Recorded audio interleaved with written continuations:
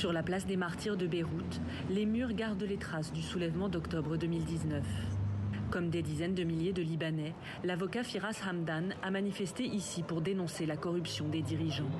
Tout juste élu, il retrouve ses anciens camarades de lutte. Ensemble, on a vécu toutes les répressions, la violence, les intimidations.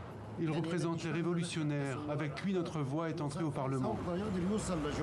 Une victoire que ces révolutionnaires savourent car Firas Hamdan revient de loin. Lors d'un affrontement avec les forces de l'ordre, il a survécu à une balle en plein cœur. On ne peut plus vivre dignement. Nous sommes tous des victimes. Tous ces gens qui n'arrivent pas à faire respecter leurs droits. C'est pour eux qu'on s'est lancé dans une bataille politique.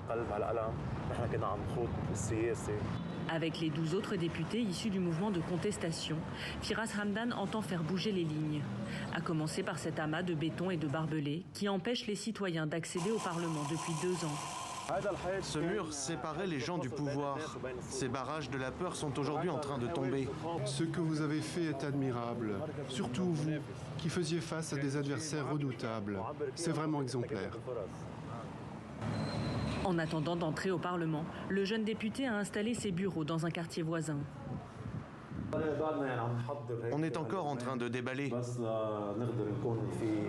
Élu au sud du pays, Firas a gagné contre le Hezbollah, puissant parti chiite soutenu par l'Iran. Une première au Liban. Il y a eu des menaces. On nous a accusés de trahison. J'ai même été menacé de mort. Mais quel que soit le prix à payer, nous irons jusqu'au bout. Avec ses équipes, il prépare les réformes qu'il devra défendre devant les barons de la politique libanaise, encore majoritaires au Parlement.